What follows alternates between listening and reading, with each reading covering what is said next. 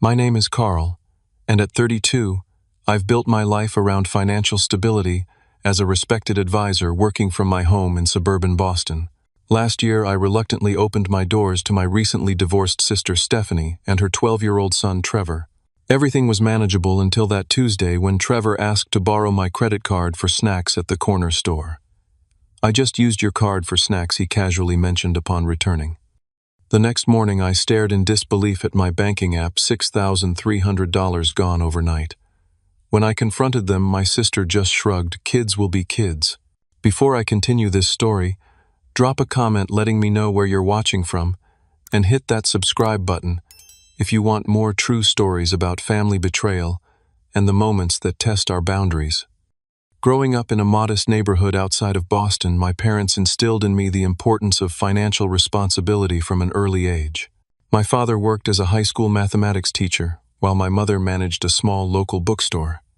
They weren't wealthy by any measure, but they understood the value of every dollar earned. I can still hear my father's voice, "Carl, always save for a rainy day because storms come when you least expect them." Those lessons shaped me into who I am today. I worked diligently through high school, maintaining a part-time job at the local hardware store, while keeping my grades high enough to earn a partial scholarship to Boston University. College wasn't easy. I balanced full-time studies with 2 part-time jobs, often surviving on ramen noodles and coffee just to make ends meet. But those struggles taught me resilience and strengthened my commitment to financial security. After graduating with a degree in finance, I spent 8 years climbing the corporate ladder at a prestigious investment firm in downtown Boston. The hours were brutal, but I saved aggressively, lived well below my means, and invested wisely. By 30, I had built enough of a client base to branch out on my own as an independent financial advisor. Working from home gave me freedom and control over my schedule, while still doing what I loved, helping people secure their financial futures. My 3-bedroom colonial in a quiet, suburban neighborhood represented everything I had worked for: stability, independence, and security. It wasn't extravagant, but it was mine, paid for with years of careful planning and disciplined saving. I designed one bedroom as my home office, kept another for occasional guests, and enjoyed the peace of living alone. My life wasn't exciting by most standards, but it was exactly what I wanted: predictable, organized, and financially sound. Then there was Stephanie, my younger sister by 2 years, and my complete opposite in every way possible. Where I was cautious, she was impulsive. Where I saved, she spent. Where I planned, she lived moment to moment. Even as children, these differences were apparent. I would carefully save my allowance for weeks to buy something special, while Stephanie would spend hers immediately and then sweet-talk our parents into advances on future allowances. As we grew older, these patterns only intensified. Stephanie dropped out of community college after just 1 semester, claiming it was too restrictive for her creative spirit.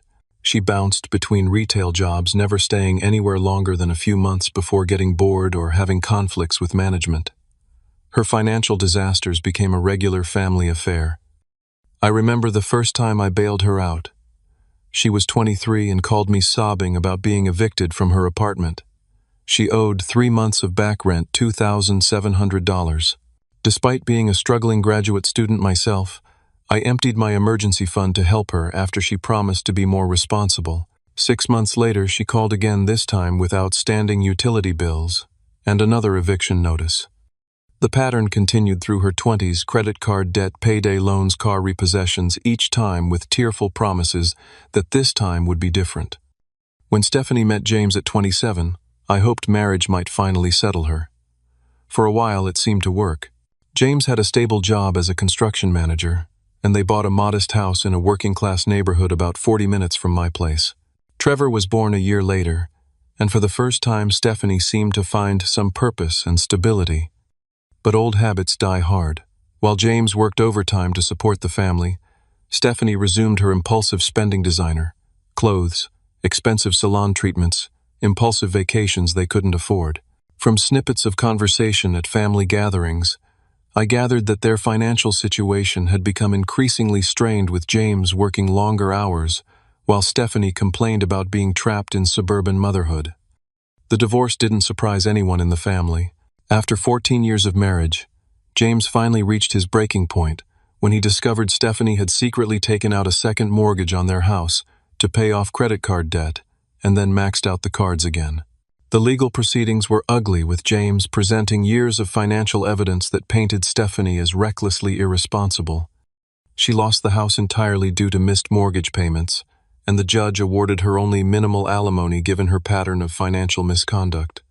That's when Stephanie showed up at my doorstep, one rainy April evening, Trevor sulking behind her, both of them surrounded by hastily packed suitcases. Her story tumbled out between sobs. They had nowhere to go, no money for a security deposit, and couldn't possibly stay with our aging parents who lived in a small retirement community condo. "It'll just be for a month, Carl. Just until I get back on my feet," she promised, her mascara running down her cheeks. "I've already applied for jobs, and James will start paying child support soon. We won't be any trouble." Looking at Trevor, who despite his mother's flaws was still my nephew, I reluctantly agreed. I showed them to the guest bedroom, helped Trevor set up an air mattress in my home office, and established what I thought were clear house rules. They would contribute to groceries and utilities, respect my work schedule and privacy, and actively work toward finding their own place. The first few weeks weren't terrible. Stephanie interviewed for several retail positions, and Trevor seemed well-behaved if somewhat quiet and withdrawn. But as 1 month stretched into 2, then 3, the warning signs began to appear. Stephanie's job search became less intense. She began borrowing $20 here, $40 there always, with vague promises to pay me back when things turn around. I started noticing small, unauthorized charges on my credit card, fast food orders, movie rentals, online subscriptions I hadn't signed up for. When confronted, Stephanie always had an excuse. "Oh, I thought you said I could use it for groceries," or "Trevor must have seen the card number when you ordered pizza that one time." Though aggravating, none of these charges were significant enough to create a serious conflict until that fateful Tuesday in July when everything changed. That Tuesday started like any other workday. I woke at 6, went for my morning run, showered, and settled into my home office by 8. I had an important client meeting that afternoon and needed to prepare a comprehensive portfolio analysis. This particular client had substantial assets, and I was hoping to demonstrate how restructuring their investments could significantly increase their returns while reducing risk. The presentation needed to be perfect. Around 11:30, I was deep in spreadsheets and financial projections when Trevor knocked on my office door. Though I had a strict no interruptions rule during work hours, I waved him in, keeping my eyes on the complex calculations on my screen. "Uncle Carl, can I get some money for snacks?" Trevor asked, hovering in the doorway. "Mom's out job hunting and I'm really hungry." I glanced at the time, realizing I'd worked through lunch and was on a tight deadline. "There's plenty of food in the fridge, Trevor. Make yourself a sandwich." "But I really wanted some chips and maybe ice cream from the corner store," he persisted. "Please, I'm so bored here all day." Still focused on my work and wanting to avoid an extended conversation, I reached for my wallet and realized it was in my bedroom. Without thinking too much about it, I pulled my backup credit card from my desk drawer, not my primary card, but one I kept for emergencies. "Here," I said, handing it to him. "Just go to Miller's on the corner. $10 max, okay? I need this back in 15 minutes. Trevor nodded eagerly, but as he turned to leave, I caught a strange expression on his face, a slight smirk that should have alarmed me. Instead, I dismissed it as teenage attitude and turned back to my work, already refocused on the task at hand. When 3 o'clock rolled around, I realized 2 things simultaneously. My client meeting was in 30 minutes, and Trevor had never returned my credit card. Annoyed but pressed for time, I decided to deal with it after my meeting. I assumed he'd probably just forgotten and was watching TV or playing video games in the living room. My video conference with the client went exceptionally well, lasting nearly 2 hours, as we discussed various investment strategies in detail. When I finally emerged from my office around 5:30, I found Trevor lounging on the couch playing a video game I didn't recognize on my large-screen TV. "Hey, where's my credit card?" I asked, noticing he was wearing what appeared to be a new gaming headset, sleek, expensive-looking, with glowing blue accents. Trevor barely glanced up from his game. "It's on the kitchen counter," he said flatly. I walked to the kitchen and found the card propped against the coffee maker. You were gone a while for just getting snacks, I commented, returning to the living room. And where did you get that headset? Trevor shrugged his eyes, never leaving the screen. I just used your card for snacks, he said, in a tone so casual it was almost rehearsed. Something about his demeanor bothered me, but I was tired after a long day and still had follow-up emails to send to my client. We'll talk about this later, I said firmly, and that headset better not have been purchased with my card. Stephanie didn't return until after 8 that evening. When I asked where she'd been all day, supposedly job hunting, she gave vague answers about multiple interviews and networking opportunities without providing any specific details. She seemed distracted and quickly changed the subject to complain about how expensive apartments were and how unreasonable landlords had become with their credit check requirements. Any luck with the job search, I pressed, noticing she had no paperwork or business cards that typically accompany interviews. These things take time, Carl, she snapped. Not everyone can have a perfect little career like yours.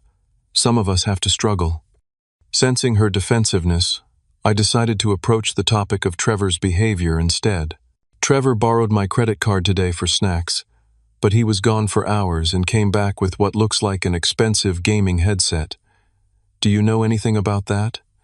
Stephanie glanced toward Trevor, who was still absorbed in his game, then shrugged dismissively. He probably just went to his friend Jake's house. You know how kids lose track of time. And the headset, I persisted. Oh, that old thing. His father sent it last week, she said quickly. James is always trying to buy Trevor's affection with expensive gifts instead of actual parenting.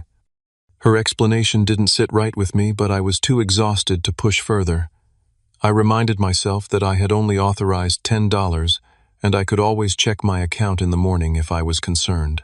Surely Trevor wouldn't have done anything truly inappropriate with my card. He was just 12 after all. The next morning I woke at my usual time and followed my normal routine. After my run and shower, I settled at the kitchen table with my coffee and opened my banking app to review my accounts, a daily habit instilled by years of financial discipline. What I saw made me choke on my coffee. Multiple transactions from the previous day appeared on my backup credit card, not just one or two small purchases, but a staggering list of charges totaling $6,300. My hands shook as I scrolled through the transactions.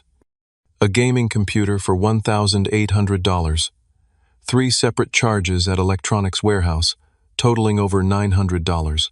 Digital gift cards purchased online for various gaming platforms, $500 here, $300 there. In-app purchases across multiple games, some repeated several times. Cash withdrawals from ATMs across town, each just under the daily limit. 2 plane tickets to Orlando, Florida, totaling nearly $700. And most disturbing of all, a pending hotel reservation at a resort near Disney World for the following weekend. This wasn't the impulsive splurge of a child buying too many snacks. This was calculated, systematic theft. I stood up so abruptly that my coffee mug crashed to the floor, shattering and spilling its contents across the kitchen tiles. The noise brought both Stephanie and Trevor into the kitchen, still in their pajamas, looking startled. What the hell is this? I demanded, turning my phone screen toward them to show the endless list of transactions. Trevor immediately looked down, avoiding eye contact, but Stephanie stepped forward, glancing briefly at the screen. What am I looking at, Carl? She asked, her tone irritatingly casual. $6,300 of unauthorized charges on my credit card, the one I gave Trevor for snacks yesterday. I said, struggling to keep my voice level. Care to explain? Trevor shuffled his feet, but remained silent. Stephanie put a protective arm around his shoulders. I'm sure there's been some mistake, she said. Trevor would never do something like that. Would you, honey? Trevor mumbled something inaudible, still staring at the floor. These charges are from yesterday afternoon, I continued, scrolling through the list. Gaming equipment, online purchases, cash withdrawals, plane tickets to Florida in your names. Are you seriously going to stand there and deny this? Stephanie's expression shifted from feigned confusion to dismissive nonchalance with alarming speed. Look, even if Trevor did use the card for a few extras, kids will be kids, right? He probably didn't understand the value of money. You can just call the bank and explain it was a misunderstanding. I stared at her in disbelief. A few extras, this is over $6,000, and plane tickets in your name suggest you were involved too." Stephanie rolled her eyes. "Oh, please, you're overreacting. It's just money, and we all know you can afford it. You're probably just mad because you didn't authorize it first, but honestly, Carl, you would have said no like you always do. You're so tight with money, it's ridiculous." "This isn't about being tight with money," I said, feeling my blood pressure rising. "This is theft, Stephanie. Plain and simple. Theft from family." She laughed incredulously. "That's rich, Carl.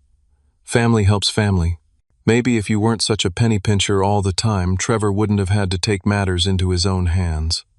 I turned my attention to Trevor, who had retreated behind his mother. "Trevor, did you make these purchases with my card?" Before he could answer, Stephanie interjected, "Don't interrogate him like he's a criminal. He's just a child." "A child who apparently knows how to make complex online purchases and ATM withdrawals," I retorted. "Trevor, I'm asking you directly, did you use my card to make these purchases?" Trevor finally looked up, a defiant expression eerily similar to his mother's crossing his face. "You said I could use the card," he muttered. "For $10 of snacks at the corner store, not for thousands in electronics and vacation plans." "Well, you should have been more specific," Stephanie cut in. "And anyway, you probably approved these charges and forgot. You're always working, barely paying attention to us. We've been cooped up in this house for months while you ignore us. Trevor deserves some fun." I couldn't believe what I was hearing. Not only were they admitting to the theft, but they were somehow twisting it to make me the villain.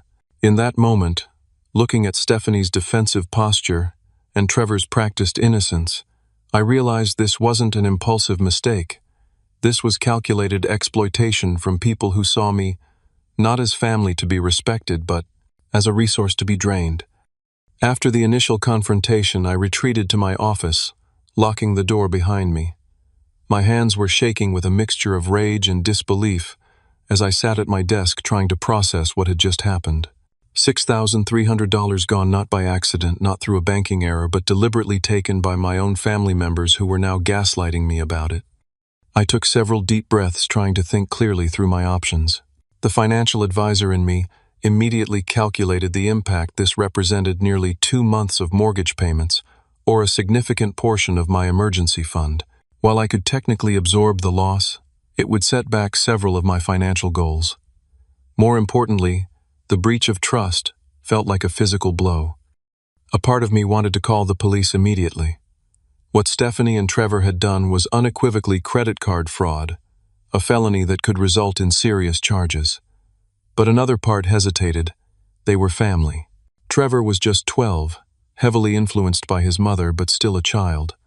Would involving law enforcement help him or push him further down a destructive path? I thought back to our childhood, to the countless times our parents had bailed Stephanie out of trouble without meaningful consequences. Their well-intentioned protection had only enabled her behavior, creating the entitled adult sitting in my kitchen, teaching her son that taking from others was justified if you wanted something badly enough. Was I perpetuating the same cycle by not immediately reporting the theft? Or was there a middle path, one that established firm boundaries while still preserving some chance of rebuilding our relationship? I decided to gather more information before making any drastic decisions. Opening my laptop, I logged into my home security system. I had installed cameras in the common areas of the house when I started my financial advisory business, primarily to protect client information. I rarely checked the footage, considering it mainly a deterrent, but now I was grateful for the foresight. Scanning back through yesterday's recordings, I found exactly what I feared. The living room camera showed Trevor not just taking my card from my office, but methodically photographing all the credit and debit cards in my wallet, carefully documenting both sides of each card with his phone. The kitchen camera caught him making phone calls while I was in my client meeting, reading off card numbers and verification codes. Even more disturbing, one clip showed Stephanie returning home much earlier than she'd claimed, examining the gaming equipment Trevor had purchased and helping him hide boxes in their room. They were clearly in this together, Trevor executing the plan, but Stephanie fully aware and complicit. The evidence was undeniable, and it cut through my indecision. This wasn't an impulsive childhood mistake. It was a calculated scheme. Still, before involving authorities, I wanted to give them one more chance to come clean and make amends. I organized the evidence I had gathered and called a family meeting in the living room that evening. Calmly and methodically, I presented the security footage, the transaction records, and the documented timeline of events. "I'm giving you both an opportunity to explain," I said evenly after showing them the irrefutable evidence of their actions. "I want to understand why you thought this was acceptable behavior."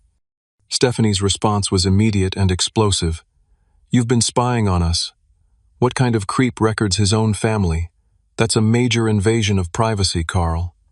"It's my house, and those cameras were installed long before you moved in," I replied, refusing to be derailed, "and they've now documented serious financial fraud. I'd like an explanation, not deflection." "Oh, here we go with the my house power trip again," Stephanie sneered.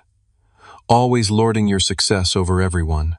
You know what, I bet you're just making this up to kick us out because you're too selfish to help family in need."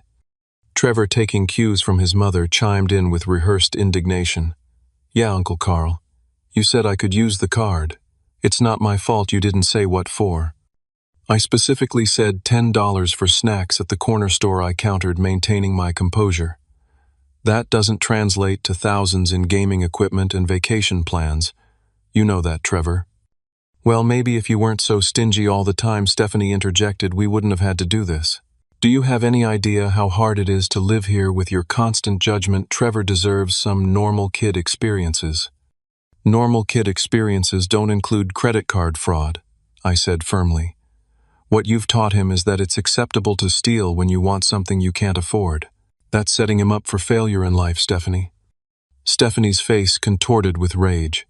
"Don't you dare question my parenting. Not everyone has had your privileges, Carl. Some of us have had to struggle. If you report this, I'll make sure the entire family knows how you've been abusing us, controlling every move, spying on us, denying basic necessities to a child." She stormed out of the room, slamming her bedroom door so hard that a framed photo fell from the wall, the glass shattering across the hardwood floor, a fitting metaphor for what was happening to our family relationship. Trevor lingered for a moment, and I thought I caught a flicker of shame in his eyes before it was replaced by the same defiant entitlement his mother displayed. He followed her without a word, slamming his door with equal force. The meeting had achieved nothing except to confirm what I already suspected: there would be no acknowledgement of wrongdoing, no genuine remorse, and certainly no voluntary restitution. Stephanie was already preparing her narrative for the extended family, casting herself as the victim and me as the villain. Over the next few days, the situation deteriorated further. I discovered Stephanie had been using my home address to apply for new credit cards in her name. I found the mail before she did 3 pre-approved credit cards with high interest rates and low initial limits, exactly the kind of predatory financial products that target people with poor credit histories. While cleaning up some clutter in the living room, I found a printout of my banking passwords in Trevor's backpack. He had apparently been watching me log in and had written down my credentials. Next to the passwords was a list of items with prices, with Disney World trip circled several times in red pen. The final straw came when I overheard Stephanie on the phone discussing their planned Florida trip in detail, mentioning they would leave before I figured out what was happening with the credit card. When I confronted her about the conversation, Trevor flew into a rage, throwing my laptop across the room and screaming that I was ruining everything. As I stared at my damaged computer containing all my client files and business records, something inside me hardened. This was no longer about the money. This was about enabling destructive behavior that would ultimately hurt Trevor far more than it hurt me. By allowing this to continue, I wasn't being kind. I was being complicit in teaching a child that actions don't have consequences. Stephanie's parting shot, as she stormed away from our latest confrontation, crystallized everything. "If you weren't so stingy with your precious money, we wouldn't need to do this. Family is supposed to share what they have." In that moment, I knew exactly what I needed to do. That night, after Stephanie and Trevor had gone to bed, I sat alone in my darkened office, the gravity of the situation weighing heavily on me. The house was quiet, except for the occasional creak of settling wood and the distant sound of Trevor's snoring. My mind raced with conflicting emotions: betrayal, anger, disappointment, and underneath it all, a deep sadness for what our family relationship had become. I'd always believed that families should support each other, but somewhere along the way that support had transformed into enabling destructive behavior. The truth I had to face was painful but clear. By continually rescuing Stephanie from the consequences of her actions, our family had contributed to creating the person who now felt entitled to steal from me and teach her son to do the Stephanie. Same. Real support meant establishing boundaries. Real love sometimes meant allowing people to face the natural consequences of their choices. And in this case, real responsibility meant protecting not just my finances, but also preventing Trevor from learning that theft and manipulation were acceptable life strategies. I picked up my phone and called Michael, a law school friend who now specialized in financial crimes. Despite the late hour, he answered, listening patiently as I outlined the situation without minimizing or excusing what had happened. "Carl, this is textbook credit card fraud," Michael said after I finished. "The fact that their family doesn't change the legal reality. What they've done carries potential felony charges, especially with the amount involved and the premeditation evident in the security footage. I don't necessarily want to press criminal charges," I explained, "especially against Trevor. He's just a kid following his mother's example." "I understand that," Michael replied, "but you need to protect yourself both financially and legally. If you don't report this as fraud, you could be liable for those charges. And there's another consideration without formal consequences: what's to prevent them from doing this to someone else?" We discussed options for nearly an hour, weighing legal, financial, and family considerations. By the time we hung up, I had a clear, multi-step plan that would protect my assets while potentially creating a necessary wake-up call for Stephanie and Trevor. The next morning, I left the house before dawn, telling myself this wasn't just about the money. It was about breaking a destructive cycle that would ultimately harm everyone involved, especially Trevor. My first stop was my bank, where I had an emergency appointment with the fraud department the moment they opened. The fraud specialist, a compassionate woman named Diane, reviewed the evidence I'd compiled: transaction records, security footage, and detailed notes of the conversations that followed. She didn't seem surprised. Apparently, family financial fraud was more common than most people realized.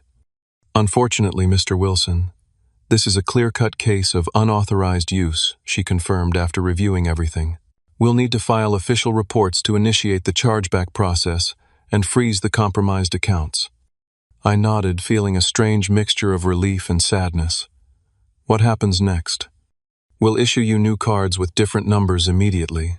The fraud claims will be investigated, which typically takes 10 to 14 business days. During that time, we'll need to report this to the credit bureaus and possibly law enforcement, depending on the outcome of our investigation." "And the charges, will they be reversed?" I asked, thinking about the financial impact. "In cases with this level of evidence, yes, the charges should be reversed once the investigation confirms fraud. But I should warn you, this will necessarily involve documenting who made the unauthorized purchases. Are you prepared for that?" I took a deep breath. "Yes. I need to do what's right, even if it's difficult." After completing the necessary paperwork at the bank, my next stop was my attorney's office, where we drafted a formal eviction notice, giving Stephanie and Trevor 30 days to vacate my property. It felt harsh, but after consulting with both legal and financial advisors, it was clear that continuing to house them created liability I couldn't afford, both financially and emotionally. Back at home, I spent the afternoon in my locked office using my financial expertise to conduct a thorough investigation of accounts connected to my address. What I discovered was worse than I'd imagined. Stephanie had attempted to open several new credit accounts using my personal information, including a store credit card with a $6,000 limit and an auto loan application for a luxury vehicle. Using my professional connections, I placed fraud alerts on my credit reports with all 3 major bureaus, effectively preventing any new accounts from being opened without additional verification. I changed every password security question and access code for my financial accounts, email, and home security system. I ordered a locking mailbox to be installed the next day. As evening approached, I systematically worked through every card and account that might be compromised. I contacted each credit card company explaining the situation and requesting immediate freezes. For accounts where Stephanie might have gained access, I initiated security protocols to lock them down. I set up text alerts for any transaction over $20 on any of my accounts. Most critically, I traced the connections between my accounts and any that Stephanie had set up using my address. Though she couldn't access my accounts directly, she had created a web of financial ties that could potentially affect my credit and financial standing. One by one, I severed these connections, documenting everything meticulously for both legal protection and potential insurance claims. The work was exhausting, but necessary. By midnight, I had secured my financial perimeter, but there was still one critical step remaining, ensuring that the cards Stephanie and Trevor thought they could use were completely inaccessible. Using the bank's emergency protocols, I froze every card connected to their unauthorized purchases. Not just my compromised cards, but also any new cards Stephanie had applied for using my address. The system would flag and deny any attempt to use these cards regardless of the amount or location. For accounts that couldn't be completely frozen immediately, I reduced the available credit to zero or placed special monitoring that would decline any new charges while allowing existing automatic payments to process, protecting my WARMA credit score while preventing further abuse. The final piece was the most difficult, documenting everything for potential legal proceedings. I gathered all evidence, photos, videos, transaction records, conversations, and uploaded them to a secure cloud storage, sending copies to both my attorney and financial advisor for safekeeping. It was nearly 2 a.m. when I finished. The house was silent as I locked away the physical financial documents in my fireproof safe and secured my office. Walking past the guest room where Stephanie and Trevor slept, blissfully unaware of the financial fortress I had just built around my accounts, I felt a strange sense of calm replace the anger and betrayal that had driven me through the pardus day. This wasn't revenge, it was protection. It wasn't punishment, it was boundary setting. And perhaps if they were willing to learn from it, it might be the first step toward genuine accountability and change. I finally went to bed around 3, setting my alarm for 6 to ensure I would be awake when reality struck. As I drifted off to sleep, I realized that tomorrow would change our family dynamic forever. For better or worse, there was no going back. The shrill beep of my alarm pulled me from a restless sleep at exactly 6 o'clock. I silenced it quickly and lay still for a moment, listening to the quiet house. Though physically exhausted from only 3 hours of sleep, my mind was surprisingly alert, braced for what was coming. Rather than getting up immediately, I reached for my phone and opened the security camera app, switching to the live feed of the hallway and kitchen. Though I felt slightly uncomfortable, essentially spying on my sister and nephew, yesterday's discoveries had eliminated any remaining trust. I needed to see their genuine reactions, not the performance they would put on once they knew I was watching. For nearly 15 minutes, nothing happened. Then, right on schedule, Stephanie emerged from the guest room in her bathrobe, hair disheveled from sleep. This was her normal routine. She always checked her phone first thing in the morning, usually scrolling through social media, and I now realized her banking apps to plan the day's spending. She shuffled to the kitchen, poured herself coffee, and settled at the table. I watched as she picked up her phone, tapping the screen with the casual confidence of someone who expected everything